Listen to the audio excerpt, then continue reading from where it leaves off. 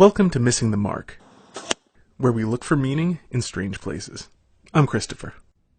Today I'm going to give a brief explanation for why I won't be responding any further to Bionic Dance. And it has nothing to do with her difficulty in distinguishing my name from the name of this channel. I don't really care what people call me.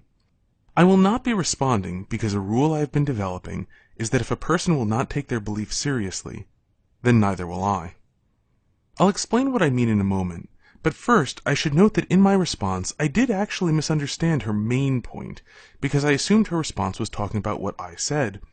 In her response to my response, Bionic Dance makes it clear that she's uninterested in communicating effectively. Her only interests are the taxonomy of non-belief she has developed and its use for self-identification.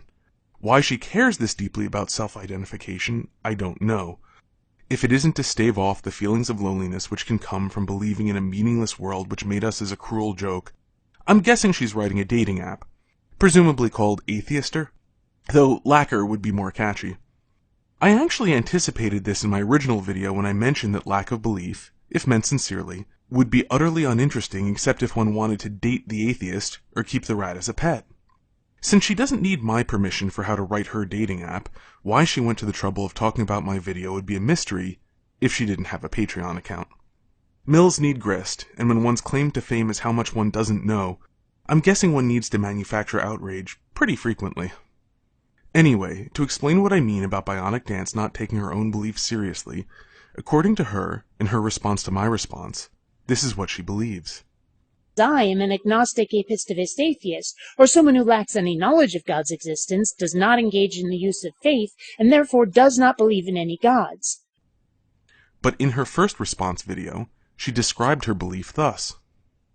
I'm pretty convinced that the gods I've been told about are bullshit because their existence has been proposed without evidence, demanding faith instead of providing data, and because their scriptures are usually full of plot holes, contradictions, and verifiably false historical claims.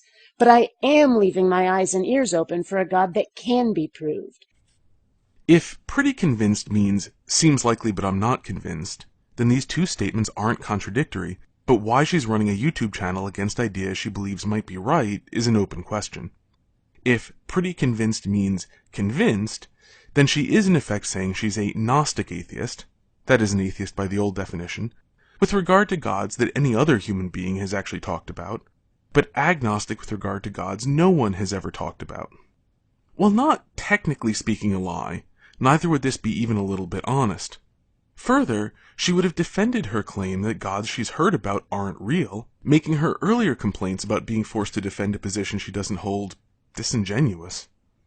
Oh, and if pretty convinced means that she's convinced but doesn't have Cartesian certainty, unless one buys Descartes' argument that God wouldn't let a powerful demon consistently fool our senses, no one has Cartesian certainty about anything, and wasting people's time with disclaimers about it disqualifies one from adult conversation. Putting it all together, the benefit of the doubt on this one would seem to be to assume that she's running her YouTube channel against ideas which she thinks might be right.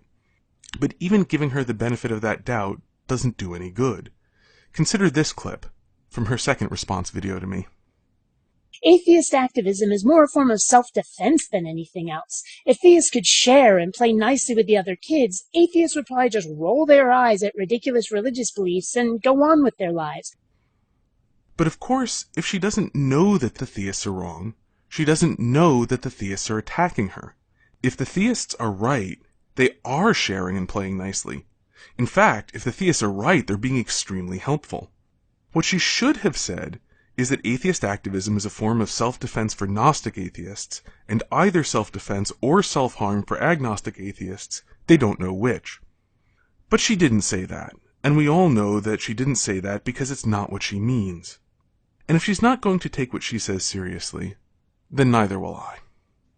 Until next time, may you hit everything you aim at.